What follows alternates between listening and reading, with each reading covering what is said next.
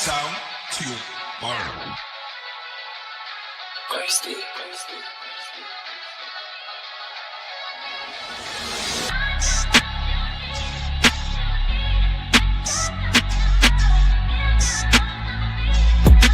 Then I sent the message out telling all the fiends that trying to make rent, I was never home.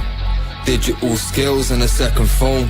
Blue cheese plants on my cheddar grow. Moved a little snow, that ain't nothing but the weather cold. Hot-headed, but you better know I lead my team to the win like Keane into rim with that header though. I raised broke, so I really need some better goals. Instead of just dreams to share sheets with centerfolds. Still have nightmares of letting metal blow. Got a couple brothers on the wing in that Beckham roll. Guess I turned an L to a lesson, bro. Cause I lost a lot of brothers that are looking on from heaven. So I'm lucky pouring liquor as I live another episode. Lungs looking like my liver lately. But I'm in love with this loud that I'm getting though. I set pace, listen out for the metronome. Yes, people, what's happening? And welcome back to Gav Goes In. So listen, new one. Obviously, promised you guys new structure from the start of the season. And again, it's going to be a regular one, Devil's Advocate. So yeah, listen, Devil's Advocate's just literally going to be me reacting to some of the major talking points throughout the weekend. You know, it's not just going to be Manchester United. It can be any team, you know, and maybe you guys might have some things that you might want me to touch on as well. So I've got a few things that I want to touch on, you know, unfiltered, no holds barred, you know, kind of discussion. And as I said, yeah, if you guys have anything that you guys want to touch on, then just put that in the chat and we'll discuss. Big up to Lumi Rain, big up to Foxy Danny as well. Big up to yourself, says, hey Gav, hope you're good. Yep, all good, all good. Big up to Babs One Diva as well.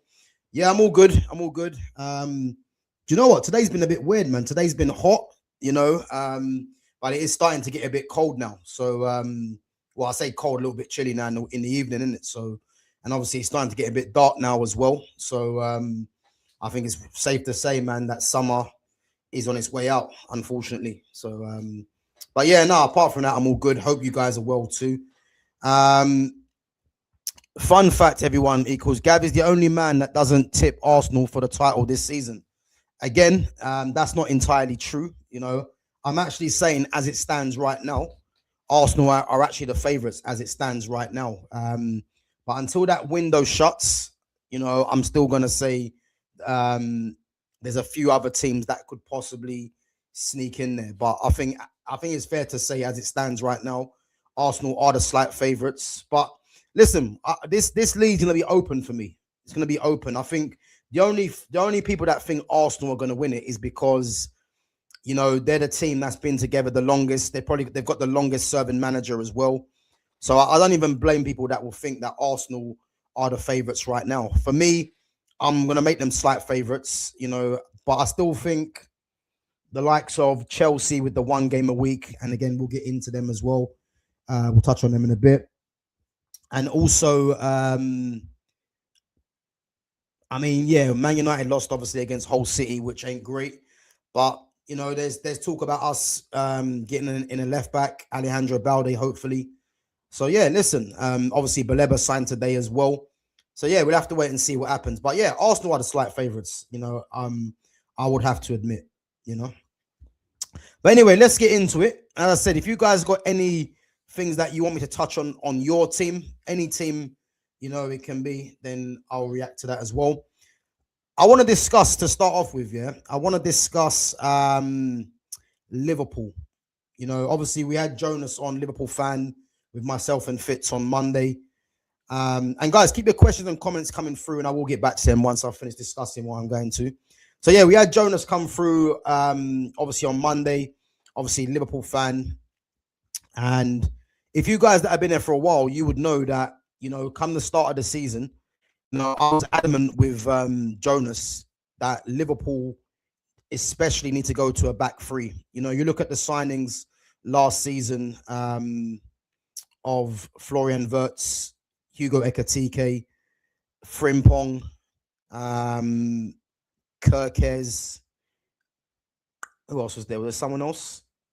I think it might have been someone else. But if you look at the bulk of their signings, yeah, especially if you're looking at Florian Wirtz, obviously Alexander Isak as well.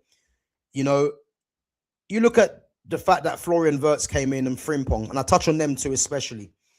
Those two came from Xabi Alonso, you know, for Bayer Leverkusen in Bundesliga, playing with a three at the back, as we can see what Xabi Alonso's doing now with Chelsea. But I think in terms of,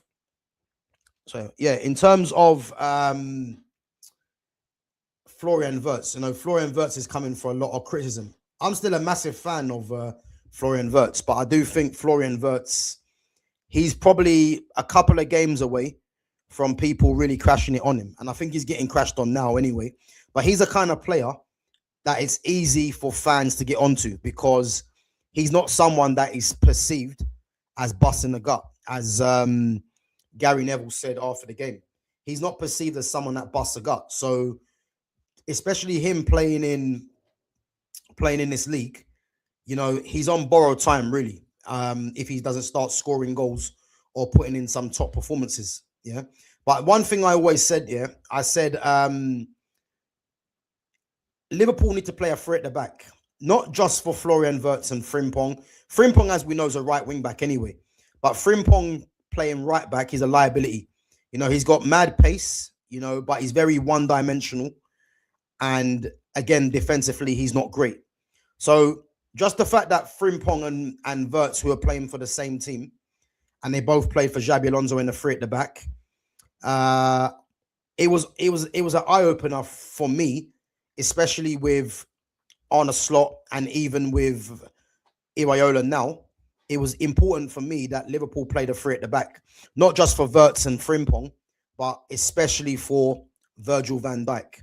Now, Van Dijk, for me, you know, I know obviously Fitz himself will tell you himself, like, he's not a massive fan of Van Dijk. You know, I've always rated Van Dijk. I've always thought Van Dijk was a not decent defender. I always thought Van Dijk was a world-class defender. You know, I thought in terms of what Van Dijk has, you know, very composed on the ball, you know, strong, good in the air, can read the game very well. So he had all the defensive attributes for me that I would say that, yeah, he's one of the best defenders in the world, clearly. Yeah. Not to mention his technical attributes as well in terms of his passing.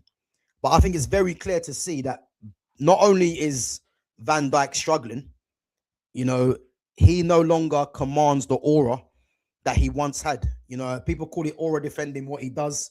Even if you look at the goal that was scored by Elanga, you know, Van Dijk retreated so much because, you know, he doesn't want to engage into a 1v1 where he might get skip pass, you know, and I think that's a lack of confidence from Van Dijk. But I do think the three at the back that Liverpool should have played under Arne Slot does hinder Van Dijk, because Van Dijk, for me, hasn't got the pace that he once had, you know, and the fact that he can no longer, for me, start looking after other people's game. He needs players around him, you know, that kind of look after him in a funny way. So again, for me, they need to go to a three at the back. Now, if you think of the defenders that they've got two youngsters in Jeremy Jacquet and Giovanni Leone. Obviously, he suffered a bad injury at the start of last season, I believe. And then you've got Ronald Araujo, who's just come in from Barcelona. Now, I think Iraola might have a decision to make because, as we know, Van Dijk is the club captain. You know, he's one of their most experienced players as well. If they play a three at the back, quite obviously, either side, you want to have either between Araujo, Jacquet, or Leone. Now, I think having Jacquet and Araujo either side of him, yeah, and I think this is why Araujo has been brought in as well, because I believe at times in the season, especially in the Cups, you're probably going to see Araujo playing with Jacquet at times. So Araujo can play, obviously, centre-back. He can play right-back. In a free, he can play in the centre of the free, or he can play right side of the free. So, again, he's a good acquisition for Liverpool in terms of playing three at the back. Leone, as we know, I think he's still coming back from injury. And Jacquet, so far, from what we've seen, Jacquet looks a very good player, man. So there's a lot of hype around him. And so far, from what I've seen, rightly so. But I look at the fact that why Liverpool need to go to a three at the back, especially because you can have Virgil van Dijk in the middle of the three. And if he's got the protection of Jake, who's got pace, Araujo, he's not lightning, but he's got decent pace. And then I think Leone, I've not seen too much of him, but obviously Leone's left-footed as well. So if you think that you've got two players either side, and what was important as well, that's something that I've noticed, that goal that Elanga scored against Liverpool on Saturday, was it Saturday or Sunday? Was it Saturday or Sunday they played? I think it might have been Sunday, the game. Sunday? Can't remember what day it was, yeah. But that goal that Elanga scored, yeah, wouldn't have happened if they were playing a three at the back, funny enough. Because if you look at the position of Van Dijk, and then you got Kirkes hasn't got no clue that Elanga is there. If they're playing a back three, that ball probably doesn't get played through to Elanga. I don't think that ball gets played through. I think the left-sided centre-back that they should have played in the back three, I think he probably cuts that out or probably gives... who played the ball? Was it Johan Visser who played the ball? Or was it Asula? Whoever played the ball, I think it might have been Asula. I don't think that would have been on if they were playing a back three, because the back three, I think that left-sided centre-back would have been a bit more compact with Van Dijk. And you never know. Van Dijk probably would have engaged him if he knew he had an extra defender either side. But when you're playing the four and you've got two fullbacks that want to play high up the pitch, and you've got Frimpong and you've got Kirkes that are two wing backs, let's say. I know Kirkes played left back for Bournemouth, but I think he's more of a wing back, really. The fact that they had the two fullbacks that are really wing backs in that system, it kind of exposed Van Dijk. And that's probably why Van Dijk didn't want to engage. And then he had totally the wrong player that was running up against Kirkes. You know, if there was one player in the league that you didn't want to see going that way, it probably would have been Elanga, because Elanga's lightning. So the fact that they never had the three at the back and they've got the two wing backs, you would say, that's a problem. That's a problem for Liverpool moving forwards. Do I think Iraola changes the formation? I don't think he does, because in a sense, that's admitting defeat or admitting that you've got something wrong. I don't look at things like that. I think if he changes the formation, he's kind of showing that, you know, he is actually learning, you know. But for me, the three at the back for Liverpool, Van Dijk in the middle of the three, you know, you've got Jake, Araujo either side, or Leone, you can pick from them. And then the wing backs, I think Frimpong and Kirkes will come into their own. Again, I'm not a massive fan of Frimpong. I think Frimpong's poor, to be honest with you. I think he's a poor right wing back. But one thing he offers is ridiculous pace. And I think if you can play a three at the back, you're kind of lessening the load in terms of, you know, not having him to worry about his wing back duties, basically. You know what I'm trying to say? So he's defending, should I say? Because if you've got a right-sided centre-back, they can look after that. And then Frimpong can just focus on, you know, just his attacking. And the same with Kirkes. You know, the two in midfield, again, Ryan Gravenberch is a very, very good player. He's a top player. He's someone that I wanted Man United to sign, you know, when there was first rumours of him leaving Bayern Munich. Even before Bayern Munich at Ajax. You know, I was hoping United would sign him then. He's not a number 6. He's a number 8. He never has been a number 6. He can play as a number 6. And although he did play as a 6 when Liverpool won the league, but he's definitely a number 8. And the facts are, if you play a three at the back and he's allowed to play as one of the two midfielders, I actually think you get better out of him. Because in that sense, you've got 3 defenders. And again, he could be allowed to just be, you know, a central midfielder, you know, and probably mix it up with whoever is going to play in there with him. You know, one can go, one can stay. You know, so I think that definitely works for the likes of Gravenberch. And again, you got Szoboszlai, you got Alexis McAllister. I think Szoboszlai in a 2 in midfield, if you're playing a 3 at the back, I wouldn't say it's ideal, but the one thing that Szoboszlai offers is the legs to get up and down the pitch. So again, you know, I think he might be useful in that position. McAllister hasn't really got the physicality, I would say, for a 2. I think he'd be better in a 3, really. But there's options there. But most importantly, moving forwards, I think Florian Wirtz would thrive in that position. Because the one thing I'll tell you about Florian Wirtz, just from watching him, he's someone that he needs players on the overlap. He needs runners, basically, because he can come in field, he can use his ability to pass the ball. And again, coming to the Premier League, the physicality is different. So, I think he's someone that needs support in that sense. If he's got a midfield, two in midfield that have legs, and he's got legs on the outside for him as well, and he's allowed to be, to play that free role, I think that's where he comes alive, Florian Wirtz. And again, playing him on the left of a free, which is where he kind of played for Bayer Leverkusen. Sometimes he's playing as a false 9 as well.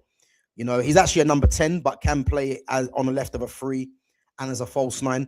And I think if you play him in a free at the back formation, left of a free, and then the other side, whether you've got, they could if Ekatika gets back fit, you could play him on the right, Isak through the middle. You've got obviously Rio as well. Gakpo's still there.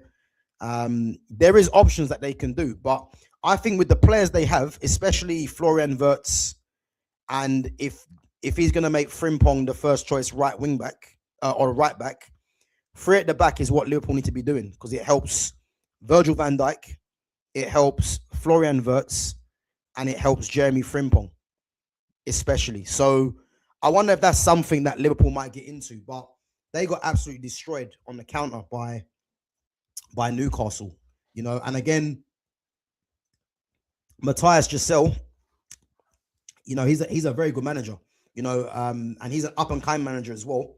The fact that he played Osula and Johan Visser, it was a masterstroke what he done, really.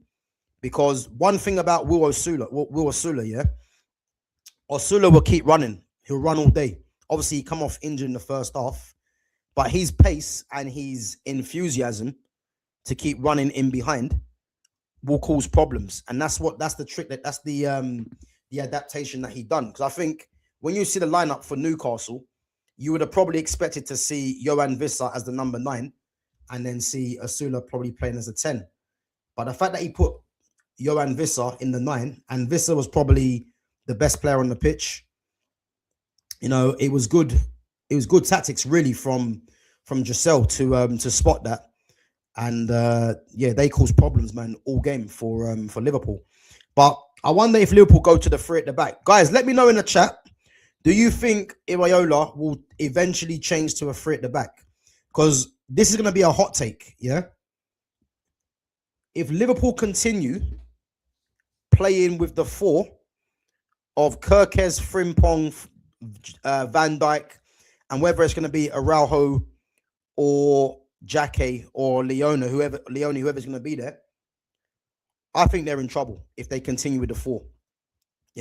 I'm not going to say they're going to get beat every game, but one thing I'll tell you, is that they're going to be in for a rude awakening. Because the one thing we know about Iraola and what his teams like to do, they like to attack versus defense, really, and they're going to concede goals. And I think when you've got an aging defender like Van Dijk, you probably need to protect him.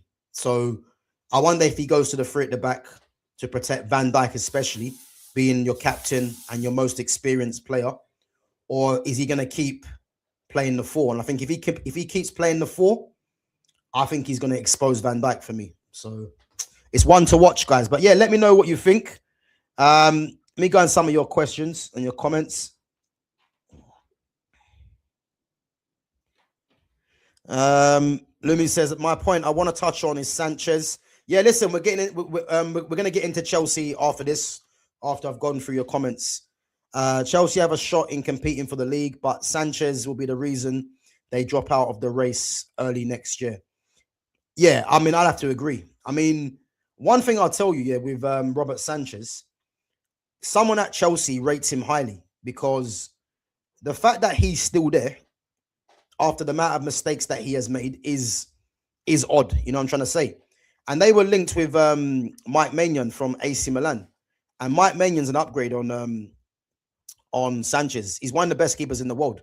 you know, but they should have gone all out for Maignan because Magnan's a leader, he's experienced, you know, and most importantly, he's a safe pair of hands. And I think if you look at Robert Sanchez, he's a mistake waiting to happen. You know, I don't think you're ever comfortable with Robert Sanchez with the ball at his feet because he takes too long. And again, his handling and his shot stopping, you know, is concerning. But let's see if they're going for a keeper come the end of the window. You know, they got until next Tuesday. Let's see what they do. But yeah, we'll touch on Chelsea in a minute. Can you please touch on Cherki and his importance to City? Yeah, listen, you guys already know how much of a massive fan I am of Ryan Cherki. Ryan Cherki, for me, is a potential Ballon d'Or contender. I'm not going to say winner because we know the Ballon d'Or, a lot of it is based on popularity, you know, and a lot of other things. But if Ryan Cherki keeps doing what he's doing, you're looking at a potential Ballon d'Or contender. And when I say contender, this is a guy, for me, that will be inside the top 5. He's that good, you know, and you can see his quality and what he means for Man City. I just can't believe we didn't go in with a 30 million bid for Ryan Cherki and allowed him to go to Man City. Odd business. I don't understand it, man.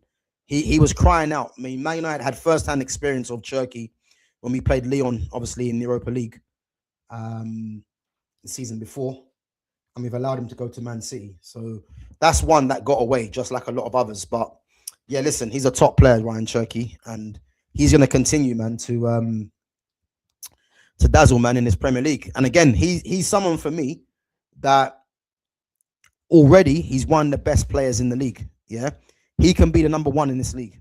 He can be. He's got that ability. So yeah, man. Big up to Baz One Diva says, Gav, great signing of Carlos Baleba. Yeah, listen, I hate to say I told you so, innit? You know, I knew Man United was signing Baleba, as I've mentioned previously. I knew they were signing Baleba from ages ago. I knew they were signing from ages ago. You know what I'm trying to say? So, but yeah, listen, we got it over the line now. 70 million. I think the total package is worth. And you know what I like about this signing? Obviously, he's still out injured. But what I like about this signing is that this signing now gives Michael Carrick a headache. Because Manchester United have got Baleba now signed, Andre Santos, Yuri Tillemans, Kobbie Mainoo, Bruno Fernandes, who are all vying for a midfield place. So it just means for me that he's going to be under pressure, you know, to keep picking Bruno Fernandes because as you guys already know, my thoughts on Bruno, you know, the fact that we've got midfield players in now, he doesn't really have an automatic space in this team. You know, I'd argue, did he have an automatic space before? But even more so now, you know, for me, the midfield for me needs to go to a 3. As much as I want to see Ahmad play as a 10 to get Ahmad more involved in the game, I think this midfield now is crying out for a 3. And unfortunately, the 3 doesn't contain Bruno for me. So the Baleba signing gives Carrick a headache because for 70 million when he's fit, I don't see him being on the bench. You know, I think there was talk about Baleba, you know, partnering Kobbie Mainoo. You know, there was talk about that in the summer. He's now here. Obviously, he's got the injury, so he will be coming back. How are you going to fit in Baleba, Kobbie, new signings? Andre Santos has been very good in pre-season. Yuri Tillemans is coming from Aston Villa, where he was a starter and should be a starter for United. And then you've got the common denominator in Bruno Fernandes. So I just want to see how Carrick puts it all together because something has to give in it. So that's why I think this Baleba signing is even better.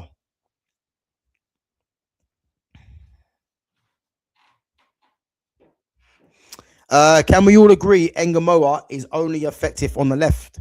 Yeah, big up, Lumi. So, yeah, listen, we touched on this yesterday with Jonas. And, you know the one thing that I would say about Iraola, because I think Iraola is a good coach, yeah? But Iraola, for me, I feel like he hung out Rio to dry, man, if I'm honest. because Rio's the youngest player, you know, in that squad. He's the youngest player. He was the youngest player on the team sheet, and as we all know, he's a left winger.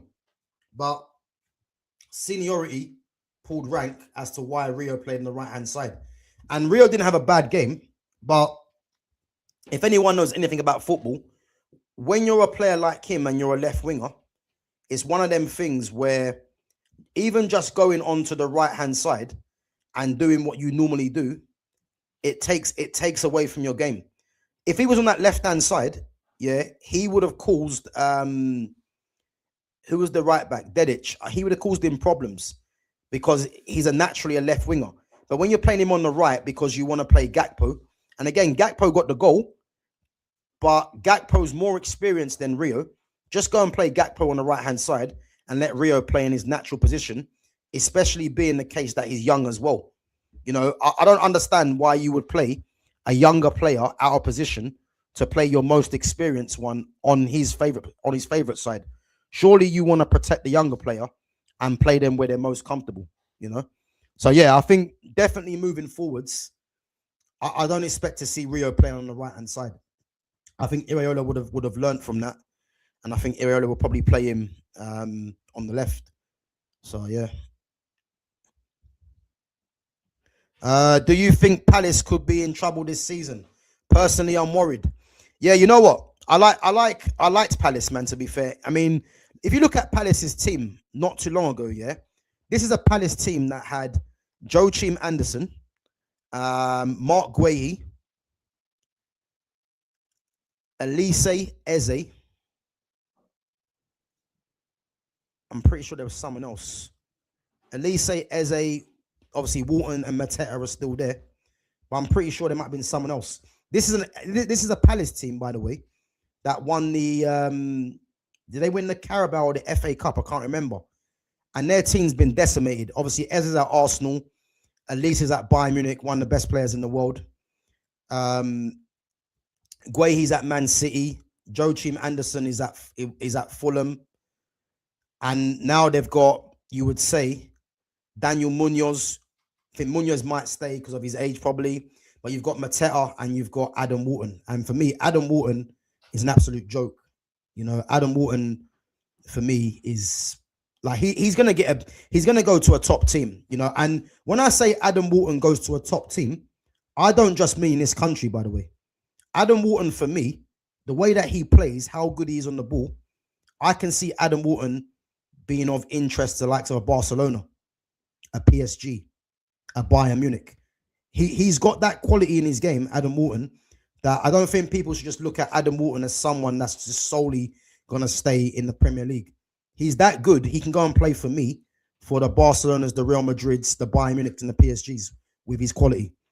But he's a joke. I mean, there was one pass he done, I think, for the last game, I think for Nketiah or Mateta, and it's just effortless what he done. So, yeah, I rate him highly.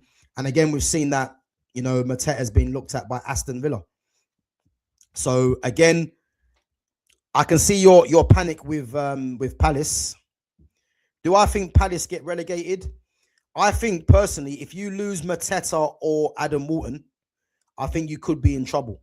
But I think Wharton will stay because I think he's going to get priced out of a move. And I think Mateta,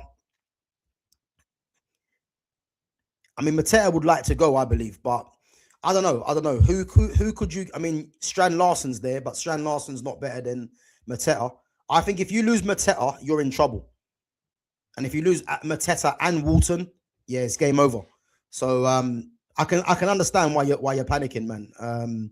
But let's see what happens, innit?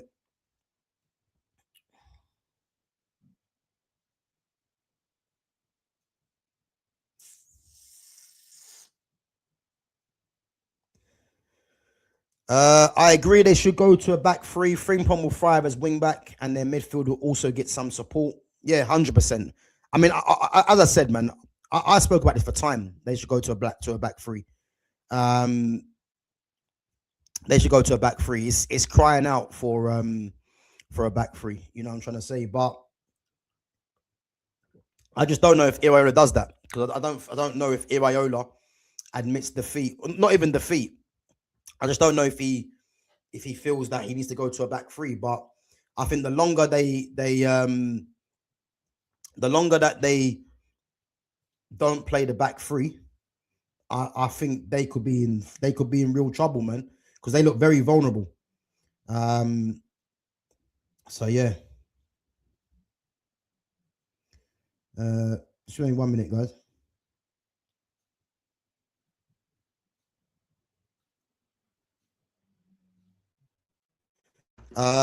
Prime Van Dijk is better than Prime Vidic. I mean, listen, Vidic was ridiculous. He was absolutely ridiculous, yeah, as a defender. Like, that guy would put his head in no matter what, anywhere on the pitch. Yeah. Who do I prefer as a centre back? I mean, there's obviously some people out there like defenders to defend, and I hear that. Yeah. I mean, me personally, a defender that I prefer is Van Dijk personally, because Van Dijk for me in his prime could defend, and he had the added extra of his quality as well. But yeah, listen, Vidic was he was an absolute warrior, man, as we know. So yeah, but no, I hear people if they think Vidic is better. Me personally, I think I prefer Van Dijk. Yeah, big up, my guy, man. Big up to yourself. Big up. What's this? I heard Xerxes is going out on loan. It is clear Carrick doesn't rate him. Weird, especially considering the kind of football he wants to play. Yeah, I mean, you know what I'm gonna say on the Joshua Xerxes one, yeah. Listen, there's fans out there that don't rate Xerxes. Like, you're entitled to not rate him. You know, it's your opinion. But one thing for me is that Xerxes, for me, hasn't had a fair run of games. He hasn't. If Xerxes had like 10 games in a row and he wasn't putting up any trees, I'll be like, do you know what? I rate him as a technician, but he isn't doing enough. He hasn't had a run of games for me to get fair judgment, in my opinion. So yeah, it's annoying. I mean, I heard that Aston Villa were looking at him, but again, Aston Villa are looking at Mateta. So if they're looking at Mateta, does that mean the Joshua Xerxes one is off? There's been talk with Juventus as well. Does that happen? I don't know. Yeah, I would like to think still, yeah, he stays. Because I've got a feeling, yeah, if he does stay, he's going to change people's minds if he gets given the chance. Does Carrick rate him? You know what? I actually think Carrick does rate him. I think Carrick does rate him. But I think the problem that Carrick's having at the moment, where I think it's a case where Carrick probably feels there's other players that have to play in it. So that's the only thing that I'm looking at. I think Carrick probably might feel to himself that he has to play other players, because I don't understand the Xerxes one. It's like Xerxes hasn't been given any chances, but yet he's just written off too early, you know. But if he does go, listen, good luck to him, because there's no part of me that's going to turn my back on good footballers. No part of me, because football right now is littered, yeah, with athletes more than footballers, you know, and these athletes are getting held up in high regard while actual footballers are getting criticized. So yeah, if he does leave, you know, I'm pretty sure he goes elsewhere and starts, you know, doing what many of us know anyway. But if he does stay, which I hope he does, and proves and gets the chances, he's going to prove people wrong, because the problem that he has, Joshua Xerxes, is that he's playing in the Premier League. That's the only issue he has. The fact that he's playing in the Premier League, where the majority of fans don't respect players of his ability, this is why he gets the criticism. And that's just what it is. So let's see what happens, innit? I'm hopeful he stays, though. Right, guys, before I go back into some of your questions and your comments, I'm going to move on to the next one, and that's Chelsea, yeah? So I want you guys to answer. I want you guys to put it in the chat, yeah? Do Chelsea have the best front three in the Premier League currently? Do they have the best front three? Because Again, I didn't catch the full game, yeah. But you know what I like about the three they have in Palmer, Rogers, and João Pedro, yeah. And this is where when I've always said Manchester United need to be getting balance in the front in the attacking areas, this is exactly what I'm talking about. Yeah. If you look at the three of Palmer, João Pedro, and Morgan Rogers, yeah, you've got the ability and the control in the final third of Cole Palmer, and he's very creative as well. You've got the running power, yeah, and the physicality of Morgan Rogers. And then you've got João Pedro, who's a bit of both. So, you know what's actually mad? Their front three has literally, it has everything. The only thing they haven't got is just outrageous pace. But again, you don't need outrageous pace with that three. But you've got Cole Palmer, who's the silky one. You've got Morgan Rogers, who's the brute one. And then you've got João Pedro, who's a mix of both. And for me, I think that's the most dangerous front three in the Premier League. I think it's the most dangerous because of their relationships and the fact that how adaptable that those three are. You know, you got the left footer in Cole Palmer and then the two right footers, but there's balance there, you know. And I think if Chelsea can keep those three fit for the majority of the season with the one game a week, and they've got Caicedo, I mean, Lavia's back now as well.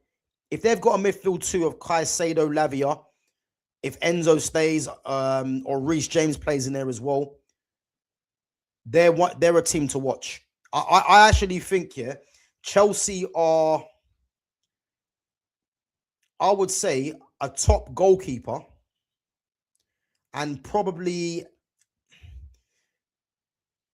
yeah, do you know what? I would say they're a top goalkeeper away. Because I look at their defense, yeah, and the one game a week with defense they've got, Lacroix, Colwill, Achampong, Fafana.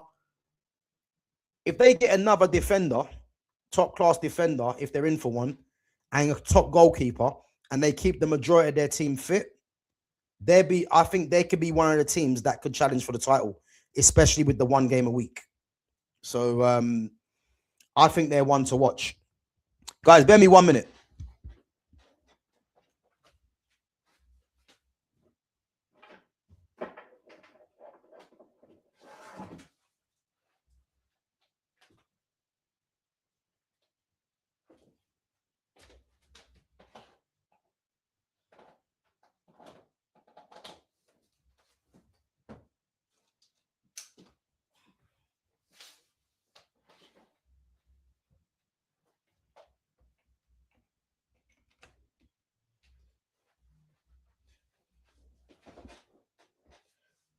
So yeah, I think they're a dangerous team, Chelsea. They're a dangerous team. They're a dangerous team with some dangerous players. I think you're looking at João Pedro, and if we're being serious, the only striker in the league better than João Pedro, you could argue for, and I'm saying that off of probably consistency in terms of goals, you might say, is Erling Haaland. But João Pedro is as good as any striker in this Premier League.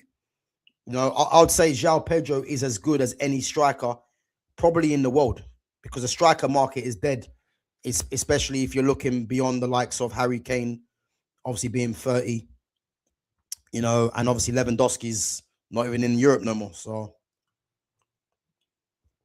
yeah, man, they're a dangerous team. So yeah, guys, let me know in the chat. Do Chelsea have the best front three in the Premier League? Do they have the best front three in the Premier League? Because I think as it stands right now, they do. I look at Arsenal's front three of who's their best three. They would say Saka, Havertz, and probably Zolis at the moment. That's not better than Chelsea's. Nowhere near it. Man City, Haaland, Doku, and Semenyo, not for me. Liverpool, Isak, Gakpo, Wirtz, or Isak, Gakpo, whatever combination is not better than Chelsea's. Man United, our best three for me is Ahmad, Xerxes, and Cunha, but that three that hasn't played. But if we're looking at Ahmad, Rashford, or Cunha, Sesko's, yeah, it's not better. So Chelsea for me have the best three in the Premier League, the best three, hands down, the best three. You know, so let's see what they can do. What's this? So I am not sold on Mainu. If I'm being very honest, he lacks intensity and gets lost, especially in the big games, and isn't a great progressive passer. You know what it is with Kobbie Mainu, yeah? When I see people say they're not sold on Kobbie Mainu, you haven't seen the best of Kobbie Mainu. I think people need to understand, yeah, Kobbie Mainu is not even playing in his best position. And this is why I've always said, until Bruno Fernandes is moved on, you're not going to see the best of Kobbie. Because Kobbie can play where Bruno plays. That's the funny thing. Or not even having to play where Bruno plays. You play a midfield three, and Kobbie can be, you know, one of the most advanced midfielders. You're going to get a better Kobbie Mainu. Like, Kobbie Mainu is having to sacrifice his game in a sense for Bruno Fernandes. And this is why I've always said, when you've got Bruno in the team, there's going to be a drop-off from other players because they're having to cover what he doesn't do. Whether it's the gaps that he leaves in the midfield, you know, whether you're playing the ball into him and he wants to just play hoofball. Like, you're losing from players that are actually good footballers. And the thing is with Kobbie, there's not one bit of me that is concerned about Kobbie Mainu. Kobbie just needs to get fitter because obviously he's come out from the World Cup where he didn't play, which is an absolute joke on Tuchel's part. But for me, Kobbie just needs to be playing further forward. You play Kobbie further forward where he can get into the opposition's box, you know, or the edge of the box and start showcasing his ability. You're going to see how good Kobbie Mainu is. Because since Kobbie's come into the team, he's having to adapt to a different position because there's more either other experienced players playing ahead of him, or the need for what he does has been there. The fact that Baleba's come there now, we've got Santos, we've got Tillemans. Kobbie doesn't have to play as a 6 no more, you know, or just change the formation. So yeah, I've got no worries about Kobbie Mainu. Kobbie Mainu will come good, no doubt. He'll come good. So yeah, man, I'm excited about what the future holds for Kobbie. So yeah, I just want to see him play further forward, you know. Big up, Dereles. Big up, man. Big up yourself. Will this be the most open Premier League soccer title race since Leicester won the title? I think so. I think so. I mean, yes, Arsenal are the slight favourites, but do I think Arsenal are going to run away with it? Not really. I don't think there's much to take away from Arsenal beating Coventry. I think the fact they beat Coventry 3-0, and again, I mentioned it before, if you look at the 3 goals that Arsenal scored, they were from 3 mistakes. Against a better team, Arsenal don't score them goals for me because they were just championship mistakes. But as I said, I still make Arsenal slight favourites as it stands right now. But I still think it's going to be an open title race because I've got a feeling these next few days, teams are going to be doing the madness in this transfer window. So imagine if Chelsea go and get a new goalkeeper, another centre-back, you know, another striker, let's say, to complement. Well, they got Danny Welbeck, to be fair. They go and get another midfield player. Let's say they go and do something like that. That will strengthen their case. For me, if United go and get another couple of players, a left back, maybe, I don't know, a left back, an attacking right back, or I don't know, a left winger, let's say, something like that, then that changes it. City are going to spend, I think, a bit of money, you know. So yeah, you never know. Things could be changing. So, but as it stands, as I said, Arsenal are the favourites, and I've got no problem saying that as it stands. Should have signed Walton when he was at Burnley. Yeah, Walton wasn't at Burnley. Walton was at Blackburn. He's never been at Burnley. He come from Blackburn. But listen, yeah, Paul Scholes. Adam Wharton's a top player, man. You know, what I've always said throughout the whole season, yeah, the three midfielders I wanted United to sign. First choice was Camavinga, and then it was Baleba, Adam Wharton, yeah, in either order. Obviously, we've got Baleba, so I'm happy with that because, you know, Baleba's someone that a lot of fans don't really rate, but I can see what he's going to bring to this team. Camavinga was always my first choice, and I'm still hopeful that if we could get something like Camavinga, which is unlikely to be fair, which is annoying. But yeah, Adam Wharton, man. As I said, Adam Wharton's going to be a top player, man. He's going to be a regular international. And I don't think people need to be getting stuck on what Premier League team he goes to, because if the likes of Barcelona, Bayern Munich, and them kind of teams have got anything about them, they go in for him because he's that quality of player. So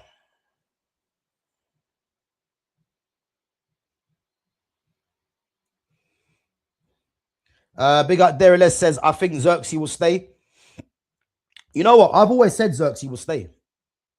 You know, I heard that there's talk about him going and he's probably pushing for the move. I can see why he's pushing for a move because he's not getting used. And a player of his ability shouldn't be a bit part player.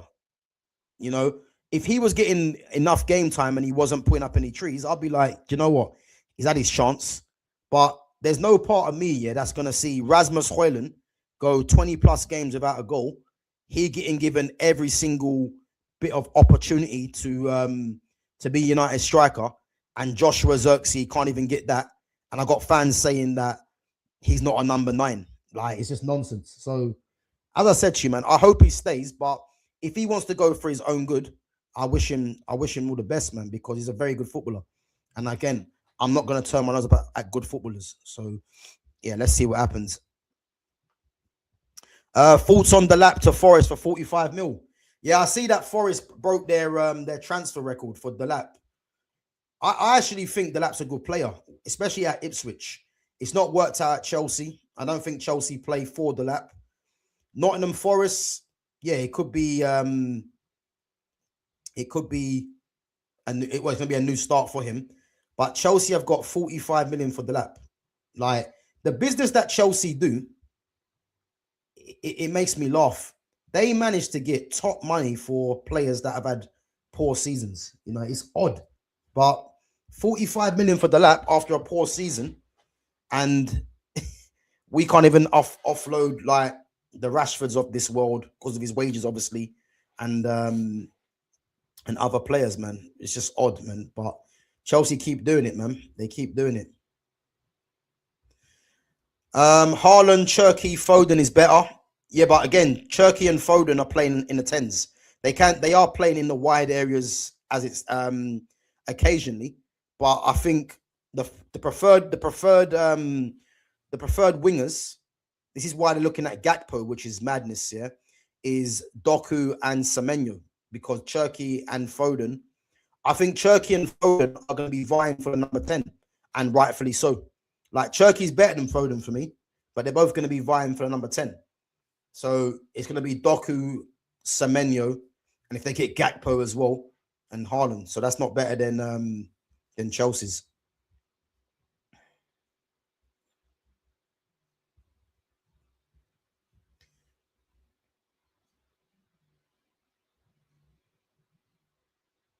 Yeah, they did. Palmer and Rodgers played together at Chelsea, at Man City. And I think they're like best mates as well, or very good friends. So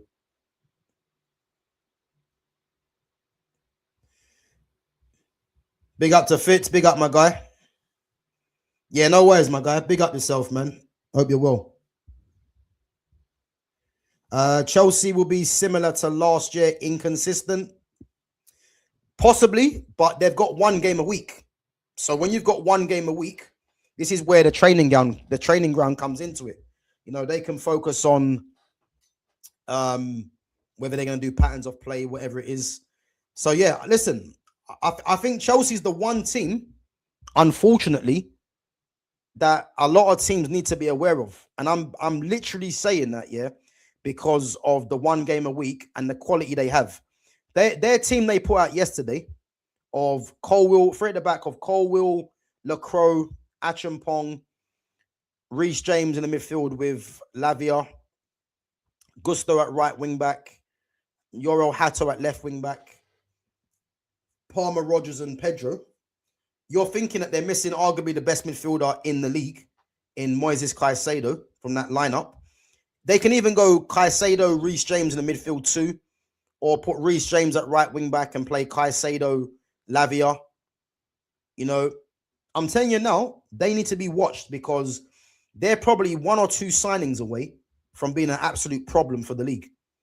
Because if they got the 1 game a week, if they keep the majority of their team fit, yeah, they're gonna go close. For me.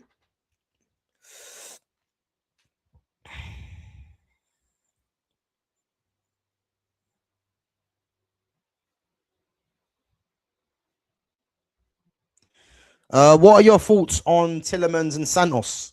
Yeah, 2 good signings for me. Very good signings. Again, Tillemans and Santos, you're not going to see the best of them for me if they're having to. And again, I seem like a broken record, yeah? But a lot of this hinges on what happens with Bruno Fernandes. I keep saying it, yeah? Bruno Fernandes' days for me are numbered at Manchester United, especially in midfield. If Man United want to play good football, it doesn't contain Bruno Fernandes in that midfield area. It doesn't. We've got too many good footballers in Tillemans, Santos, and Kobe to be doing with Bruno playing as a 10. And again, he's not even playing as a 10, really. He plays support striker. That's what he's doing. He's playing support striker.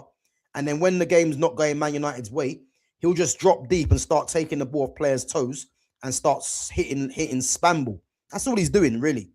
But the likes of Tillemans and Santos, I'm happy with the signings, but it's only going to be positive signings if we go in the way of possession-based football. And I believe Carrick wants to do that. So, yeah, let's see what happens.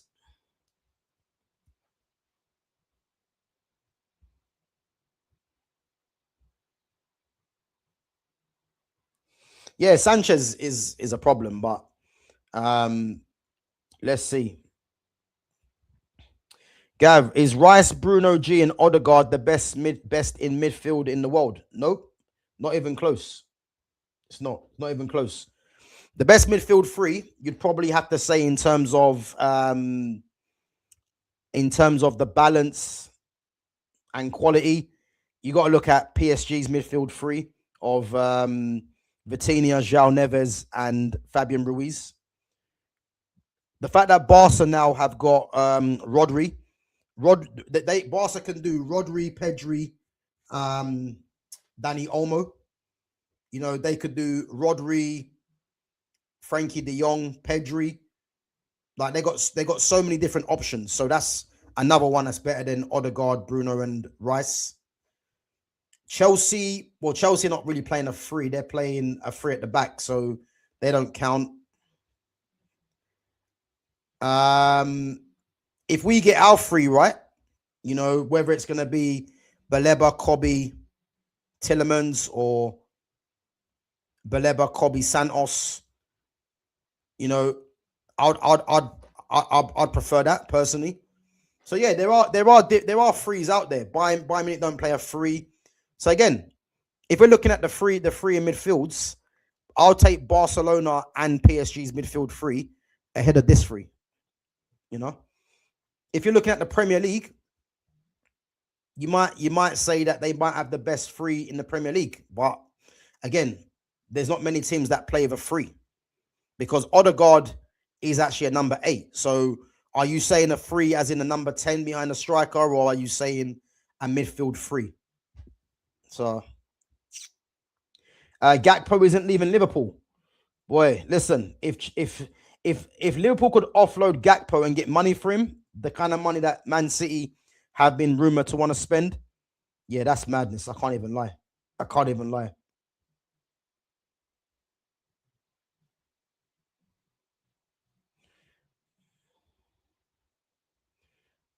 Don't forget, Gav, we have the Carabao Cup draws soon.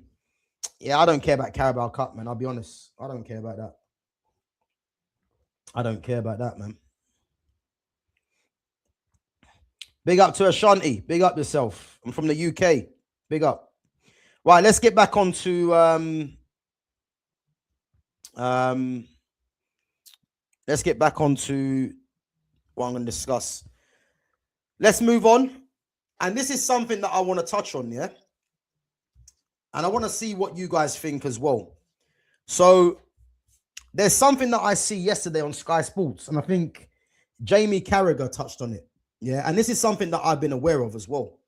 So what Carragher said was, if you look at the World Cup semi-final, the semi-final, which was England, Argentina, Spain, and France, and in the third place as well in the final, yeah, there was one attacker from that semi-final that plays in the Premier League.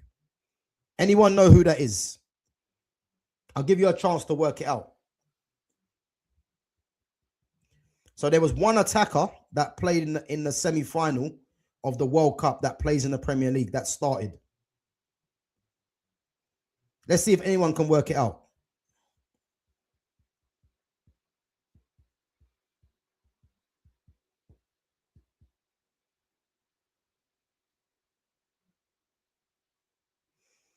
I'll give you a couple of minutes to try and work it out. Well, I'll give you a minute, should I say. I wonder if anyone knows. Because this leads on nicely to what I want to discuss.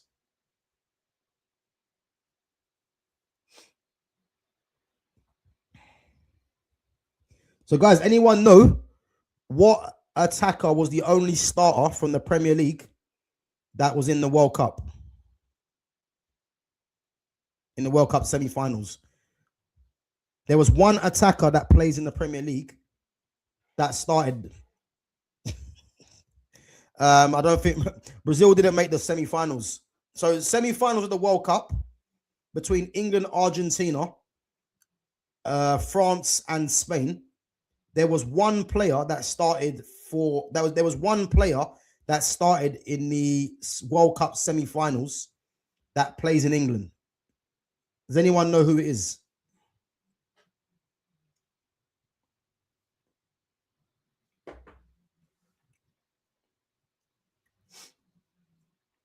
Let's see if anyone knows.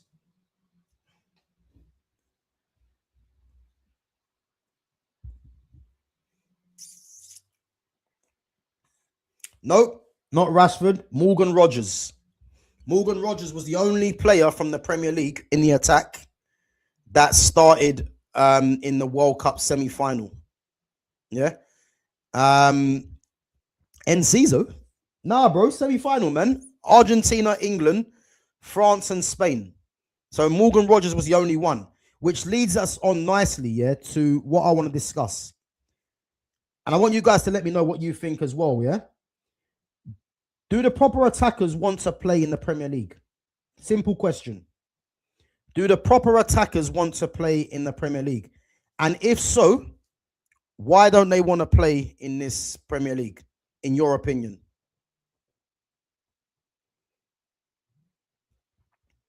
Because I'm going to go through some of the names, yeah? Lamine Yamal, Rafinha, Vinicius Jr., Kylian Mbappe, Rodrigo. If you want to put Yan Diamande in there, I don't rate him. Julian Alvarez, Kavicha Kvaratskhelia, Ousmane Dembele, Desiree Doué, Michael Olise, and Luis Diaz. Yeah? Those guys there are all considered as the top attackers in world football, you would say. There is two of them. Well, sorry, there's three of them. No, sorry. There's four of them that used to play in the Premier League. Rafinha, Alvarez, Olise, and Diaz.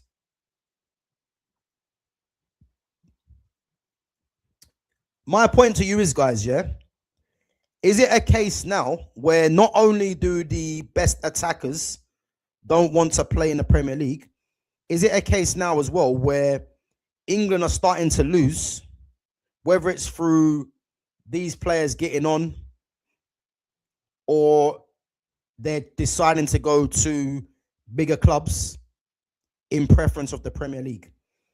I want someone to answer me that question. Does anyone think that's a thing? Because if you look at the Premier League right now, yeah, I would say probably you got Erling Haaland, yeah. Erling Haaland obviously has been at Man City for a little while now. His next club, if he was to leave Man City, and I think if he was to ask Erling Haaland, truthfully, would he rather stay at Man City or move on? I think before it would be 95% stay at Man City. I think the fact that Pep's gone, Rodri's gone, Bernardo Silva, you know, all the players that were instrumental in them winning the league titles, yeah. I actually think he's probably looking at things now, saying he'll be happy to move on. You know, and I mentioned Erling Haaland because, again, he's rated as one of the best strikers in the world. You know, if you ask him now, he'd leave Man City to go to Spain.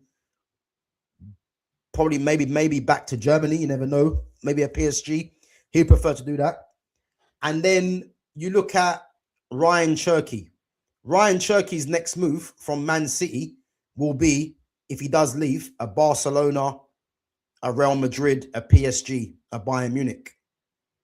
So what I'm trying to say to you, yeah, all the best players in the Premier League or the talents,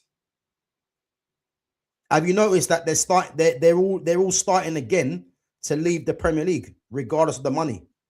Because who's a top player in world football that is playing in the Premier League, would you say?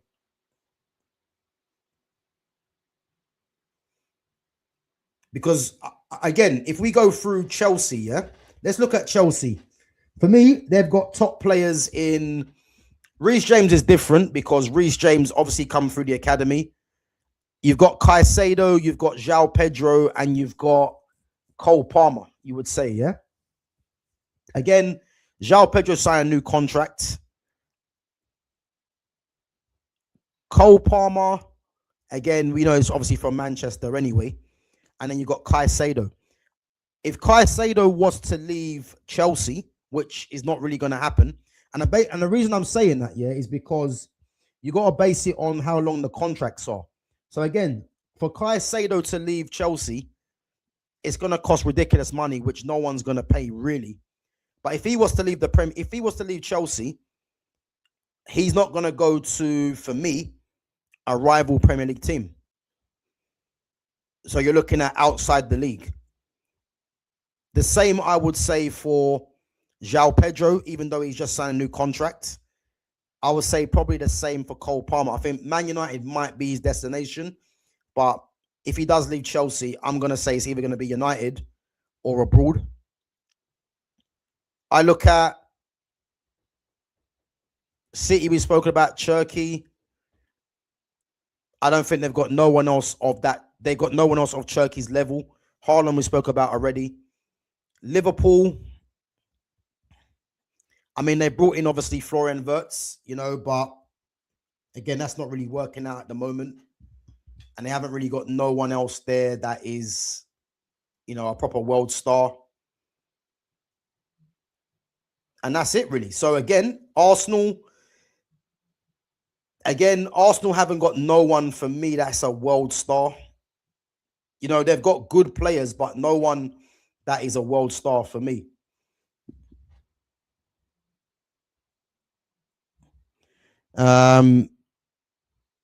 Yeah, I don't. Arsenal haven't got no one that's a world star, and when I say that, yeah, Arsenal haven't got no one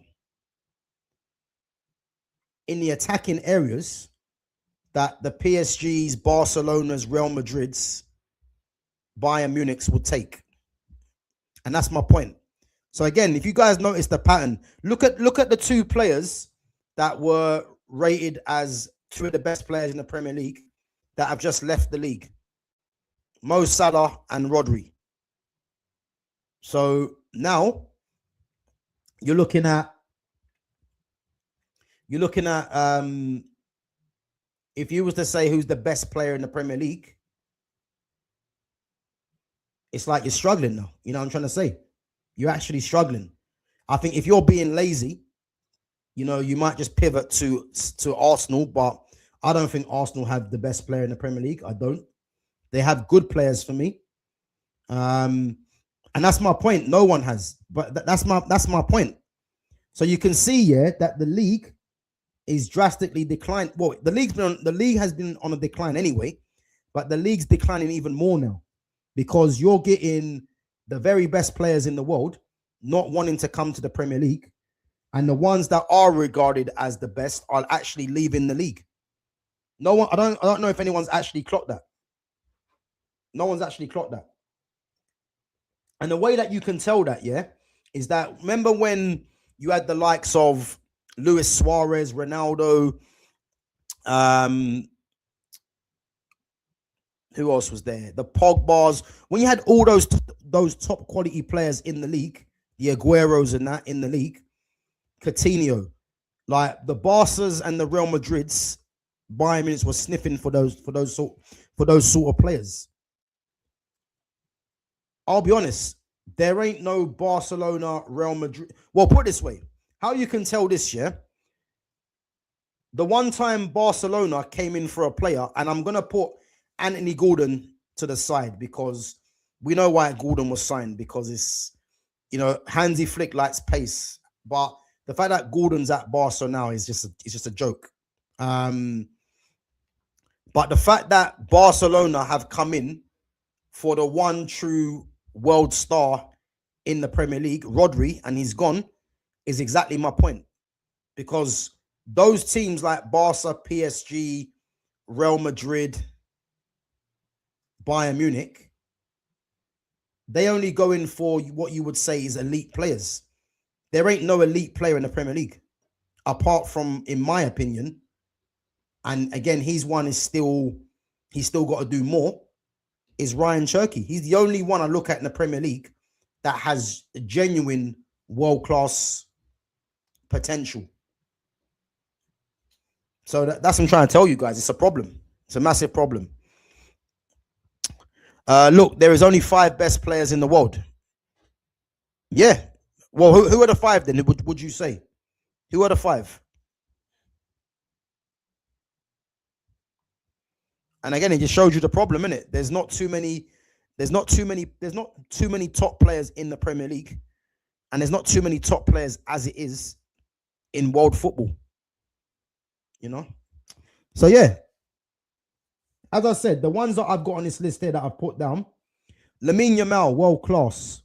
Rafinha, to be fair, what Rafinha is doing, you know, when I look at Yamal, I look at Rafinha, there's different levels, but since Rafinha has become a key player at Barcelona, you could argue that he's starting to put himself in that bracket, you know.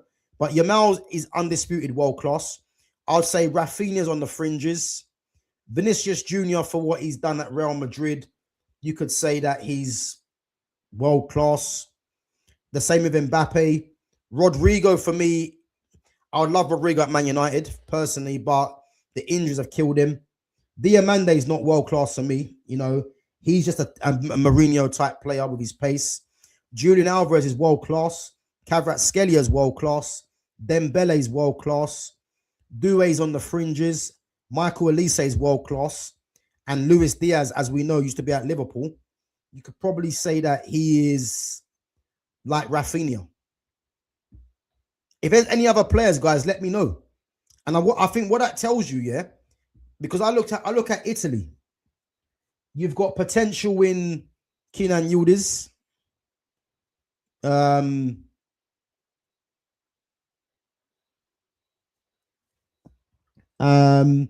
And then that's it. That is literally it. So Italy ain't got no one. Germany, again, they're all coming from Bayern, Harry Kane, Michael Olise. Well, it's mainly Kane and Olise that are just genuine world class. You know what I'm trying to say? So that just tells you what kind of era in football that we're in. Because before you used to just reel off names, and now you're having to think and pick. It's a problem in football, guys. I'm telling you. That's why when I see a lot of people just rating a lot of these players, yeah, it's like we are really in dark times. That some of the players that are being rated. Kane, Lamine, Haaland, Vinicius, and Mbappe. For me, Elise is in there, so I would take out Again, Erling Haaland's a goal scorer, not a world-class footballer. You know, if we're looking at the overall player, you're either taking out Haaland or Vinicius Jr. to put Elise in there. Harry Kane, as we know, Lamine Yamal, of course. Mbappe, cool, yeah, if you want to put him in there. And then Elise's in there. But I think that goes to show you, yeah, just how, I mean, why is Kvaratskhelia not in there? Because Kvaratskhelia, for me, is better than Vinicius Jr. He's a better footballer than Erling Haaland. So why is he not in there? But I think what it goes to show you, yeah, is just how much football has dropped off. That is my point. It shows you how much football's dropped off. To think that there's only 5 players, maybe 6, that are ranked, that are genuinely world class. It's a problem, isn't it? You know, or attackers, you might say. So yeah, let's move it on. Arsenal and Julian Alvarez. Again, I'm not going to waste my time on this too long, yeah. And I want to know: is there any Arsenal fan out there? Is there any Arsenal fan out there that thinks Arsenal realistically have a chance of getting Julian Alvarez? I want someone to let me know if you're an Arsenal fan, because when I keep hearing Sky Sports saying Arsenal are looking at Julian Alvarez, what they fail to tell you, yeah, is that Julian Alvarez doesn't want Arsenal, and it's not even a diss, yeah. He's got his eyes set on Barcelona for so many reasons. Firstly, his idol is Lionel Messi. That's the first thing. Secondly, if you know anything about the history of Barcelona, they always have a South American player in their attack. Who's the South American they have now in their attack? Rafinha. Before that, Neymar, Messi, Luis Suarez, Alexis Sanchez, Javier Saviola, Juan Roman Riquelme, Ronaldinho, Rivaldo. Yeah, these guys Barcelona have a history of having South American forwards. Even if you want to put in Vitor Roque, who was poor, but they have South American players in their front line. They always have. And again, so that's 2 things. Messi's his idol, South American players in the front line. He's already playing in Spain. Yeah, that's the 3rd thing. So it makes it a bit more of an easier transition for him to go to Barcelona. And fourth, Messi used to be at Barcelona, who's his idol. So again, I'm going to say this, yeah. Arsenal have no chance of getting Julian Alvarez. I don't even know why it's a conversation. They've got no chance of getting him. No chance. So I'm not going to spend too long on that because I keep seeing it, but they're not getting Julian Alvarez. Alvarez wants to go to Barcelona. And better yet, Atletico Madrid, you know, are driving a hard bargain to get any team to try and sign him. They don't want to get rid of him, but he's got his heart set on Barcelona. Even if, yeah, Arsenal was to offer the money that Atletico want, Alvarez will turn it down. He wants to go to Barcelona. So, as I said, like, it's just a waste of time, really. Waste of time. It's 50-50 because he wants out. Yeah, he does want out, but he wants to go to Barcelona. That's the whole point. Like, even I would love Manchester United to sign Julian Alvarez, but we're not getting him. Not to mention he's to be at Man City anyway. And I look at it now and you think Man City have actually fumbled, yeah, by not using Julian Alvarez correctly. Because to think they had Alvarez and both Haaland, you know, they look better with Alvarez at times as the striker because he can link the play. But to think that they had Julian Alvarez and Haaland is mad. And now one of them is not going to come back, and the other one doesn't even want to be there still. Mad how things work out. Mad how things work out. This one, I'll tell you now, yeah, this one made me laugh. Manchester City looking at Cody Gakpo. Cody Gakpo, Man City, yeah.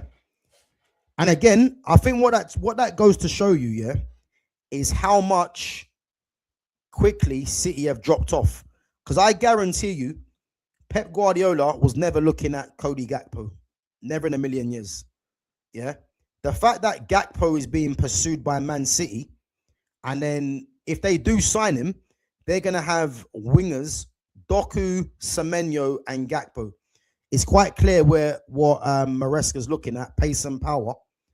But the problem is, Man City having those three attackers is worrying. It's worrying, especially when Jack Grealish is still there, and Grealish for me is better than all three of them. But City are looking at Gakpo. I find it odd. I find it so odd. And it's how much they're looking to pay for him as well, which I don't understand. But yeah, listen, man, that confused me. You know, that confused me. But let's wait and see what happens. Let's wait, because if they was to spend 80 million, let's say what's being rumored on Gakpo, you'd have to ask, is Maresca the right man for the job? Because you mean to tell me they've got 80 million burning a hole in their pocket and they think the idea is to go and sign Cody Gakpo? It's madness. It's madness. But let's see what they do. And then I think we've touched on it already. Aston Villa looking at Mateta and Rafael Leao. The Leao one's funny, yeah, but I can see why they want Leao, because Leao would be the direct replacement for Morgan Rogers in terms of what Rogers used to do. As we know, Rogers is a powerful runner with the ball. You know, he shoots from distance, and Leao more or less does the same thing. The difference with Leao's got frightening pace, you know. But the things Aston Villa looking at him, which is, I'm not a massive fan of Leao, but if they're looking at a like-for-like replacement for Rogers, it's probably decent on their part, because they need help, man. They're in trouble. Their spine's been ripped apart. You know, they got no Ezri Konsa, no Yuri Tillemans, no Morgan Rogers, no Ollie Watkins now. Martinez wants to go. Lucas Digne's gone. They're in trouble. And they're looking at both Mateta and Leao. I would say, yeah, if they got both of them, you know, their attack, it could do something, because Mateta's scored goals in this league. Leao's got pace and power in this to be a threat in this league. So yeah, it could be interesting, man. 100% it could be interesting. So that's one to watch. It's one to watch. I think we'll get more on that tomorrow to see what they do. But yeah, man, it's crazy, isn't it? And as I said, guys, last before we wrap it up, Carlos Baleba signs for Manchester United.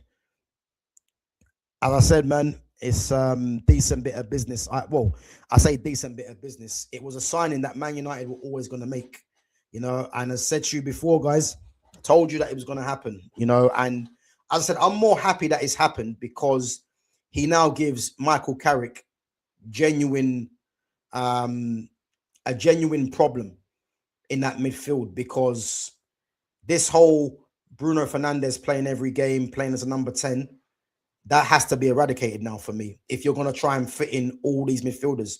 One thing that I'm going to be pissed off about if it happens, yeah, is if we've got these four midfielders in Baleba, Kobe, Tillemans, and Andre Santos, and Carrick continues to do Bruno in the 10, not taking him off.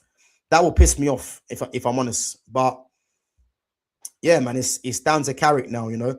And the comments, obviously, from Jason Wilcox, you know, he says Carlos is an elite midfielder with immense potential to develop further. He brings a unique combination of qualities that will really complement our squad.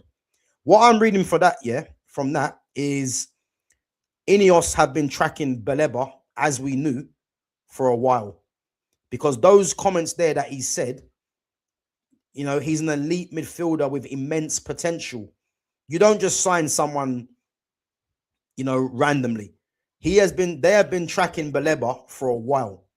And what that tells me is that he's going to be a key midfielder for Manchester United in the future. 100%.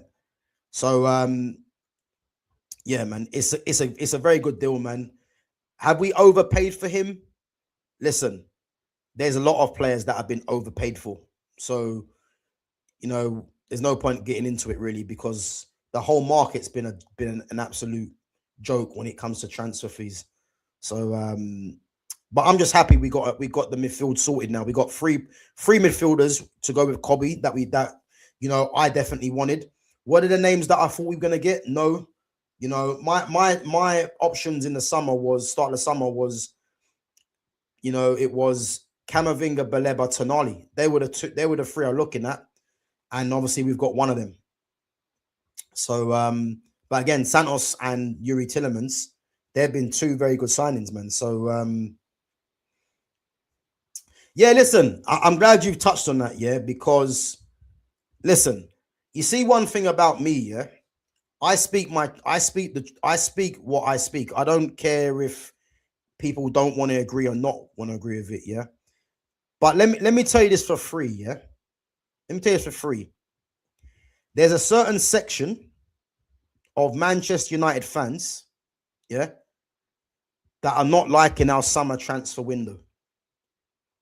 They're not. And it's off the demographics of the players that we've signed. I'm telling you this for free, because I've spoken about Manchester United for time. There is an issue in terms of race at this club, because a lot of the players that get criticized all look the same. People can kind of shy away from it all they want. Not on here. I'll give you the truth. Yeah. The very fact that we've signed Baleba, Andre Santos, Yuri Tillemans, but Balde might be the next one. Yeah. There's a certain section of that Man United fan base are not going to like that. Work that out what you want. It's not really difficult to work out, but I've been onto this for time, because a lot of the players that a lot of these fans wanted, Elliot Anderson, Alex Scott, Angelo Stiller, Matthias Fernandes,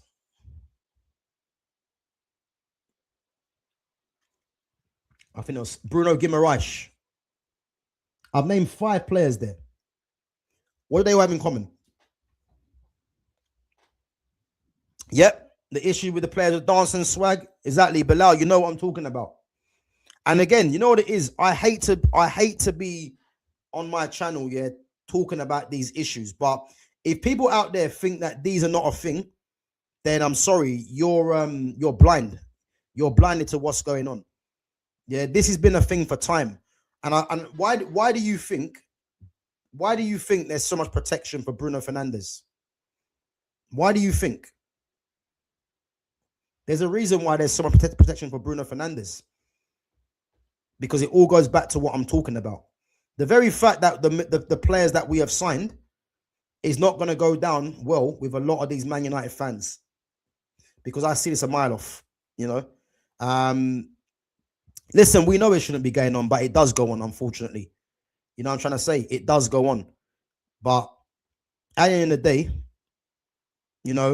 I trust what Ineos are doing in terms of the signings that we've had. Because to think that the signings that we've had under Ineos, the only one that's been a dud is Manuel Ugarte. They're onto something quite clearly. Whether it's the players that a lot of these fans didn't want is entirely up to them, isn't it? Like if they're frustrated. But there's no one that can tell me that the signings of Tillemans, Andre Santos, and Baleba, in preference to the other players that were being looked at, are bad signings. Because Elliot Anderson will cost 116 million. He's looking awful. And again, I actually think he's a good player, but he's not 116 million. And he's not what a lot of these fans think he is either. A lot of these fans like him because he's blood, sweat, and tears. He runs around the pitch. That's what it is, Matthias Fernandes I like as well. 85 million for a player that was relegated with West Ham. I like Tonali, but 100 million for Tonali. I like Tonali. I think he's a very good player, but he's not 100 million. Bruno Guimaraes for 75 million. Again, I think he's a good player, but I want control in the midfield, and Bruno Guimaraes doesn't give control to the midfield. He doesn't, you know. Angelo Stiller, I think, is a good footballer, but Stiller was never coming to United because he should have been. If we didn't get Camavinga, Baleba, Adam Wharton, that's when you go. That's when you look at a Stiller, but he shouldn't have been ahead of the others for me, you know. So and Alex Scott again, I think is a very good player, but again, in comparison to what Anderson went for, Bournemouth have every right to ask for 85 million for Alex Scott. They have every right to ask for that, by the way. You know, so it is what it is, man. You know, and yeah, but I'm happy with what we've done so far. Am I satisfied? Hell no, because I think we should be getting. I'd like to get us another 2 players, left back, maybe another attacker or a midfielder or something. I don't know, but a left back's a must if we're not going to play Dorgu there. You know, so yeah, I think it's been a surprise, but listen, I'm happy with the signings, man. I think you have to be, you know, you have to be. Baleba wearing number 20 as well. Same number that he wore at Brighton. So let's see what happens. But guys, big up to yourselves for coming on each and every time. Again, this is going to be a regular channel, a regular stream every Tuesday at 8 p.m. So again, you guys are going to have content coming your way. So every Monday at 5 p.m. will be Northwest Divide. Myself, Fitz and Jonas at 5 p.m. Every Tuesday, it's going to be Devil's Advocate. You know, just me talking on other teams or anything that you guys want to talk about from your teams and giving my reaction to it. That'll be 8 o'clock every Tuesday. Again, if you're an Arsenal fan, I'm meant to be having someone come on every Wednesday, but he hasn't got back to me yet. So if you're an Arsenal fan and you want to jump on and talk about Arsenal, let me know. I can make it. We can make it a regular stream for every Wednesday. But let me know soon as. And again, if you are on that, then you know, we can schedule that in, man. For Wednesdays. But again, you have to be here quite regularly because I'm not going to invite any random person on if you're an Arsenal fan, because if it's your first time on here, I don't even know who you are really. So at least if you've come on a couple of times, it can work in it, but not someone that's just come on just for the first time. And then Thursdays will be United Uncensored, so pure Man United talk, you know, with myself and Fitz. And then Saturday, it'll either be every other Saturday or it'll probably be every other Saturday. It's going to be all time 11 with myself and Fitz again. So yeah, listen, you guys are going to have regular streams coming through, man. So yeah, keep an eye on that. And yeah, make sure your notifications are on as well to see when I go live. And guys, most importantly, before you leave here today, make sure you sub to the channel if you're new in here, and make sure you smash that like button as well. Obviously, smashing that like button will help the channel to get more traction as well. So yeah, be much appreciated. When are you doing the gym stuff? Yeah, that's funny. No, I mean, I think obviously because it's the new season starting up, you know, I will be doing a lot of watch-alongs, guys, as well. So just bear with me for the time being, because the watch-alongs going to come back bigger and better as well. So yeah, I've got things in the pipeline. Yeah, man, big up for subbing anyway. Big up. As I said, like, if you are an Arsenal fan and you want to have your say on your team, I'll be happy to get you on. But I've got someone that is looking to come on, but he hasn't got back to me yet. So if you want to jump on in his place, then by all means. But I'm just saying, obviously, if it's your first time on it, then again, I don't know who you are, so it's one of them things, isn't it? But again, guys, if you guys want to get involved in the Discord as well, you know, I'm pretty sure Fitz will put the Discord in the chat as well. So the Discord, obviously, you know, we'll just continue the football chat in there, and also as well, we've got our prediction league. So again, I'll put it on the screen now. That's the prediction league. This has to be put in, guys, every Friday before 12 o'clock. You know, so if you guys want to join the prediction league, then yeah, make sure you get involved. Obviously, you've only missed 1 week anyway, so there's still time. But yeah, make sure if you do want to join, you get that in every Friday before 12 o'clock. Yeah, to get your predictions in. So yeah, man. So yeah, the gym stuff, I'm not sure yet. You know, there will be things coming up, as I said, but yeah, at the moment, I'm just trying to get things organized a bit better now.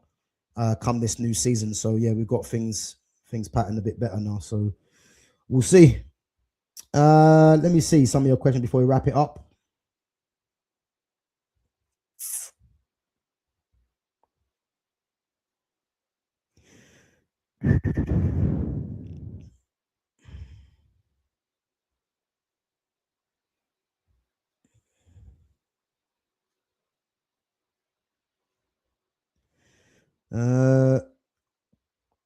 Yeah, big up to Daniel, man. You've come on a few times. Listen, Daniel, if you're actually free tomorrow, then listen. If you're free tomorrow at 8 o'clock, then yeah, let me know, man, and we can sort out. As I said, I'm waiting on someone to come on, but it's looking like he's not backing it. So if you want to come on tomorrow at 8 o'clock, and we have a chat about Arsenal, then yeah, by all means, man, let me know. Let me know in the what you can do actually. Yeah, if you join the Discord, Daniel, if you join the Discord, and then we can conversate in the Discord, and then we'll sort out getting you on tomorrow, man, for 8 p.m. So yeah, if you want to get involved in the Discord, Fitz has put the Discord in the chat anyway. So yeah, get involved in the Discord, and then we can sort out through there. But guys, other than that, big up to yourselves each and every time for coming through. Smash that like button on the way out. Make sure you sub to the channel as well. And yeah, listen, should be back tomorrow at 8 p.m. Hopefully Daniel comes through as well. But if not, then definitely back on Thursday with United Uncensored. And yeah, listen, we'll see if United make another. Baleba's been confirmed today. Let's see if United can make another one before Thursday. It's unlikely, but we can all dream. But yeah, other than that, guys, big up to yourselves. And yeah, I'll catch you guys in a bit. Big up.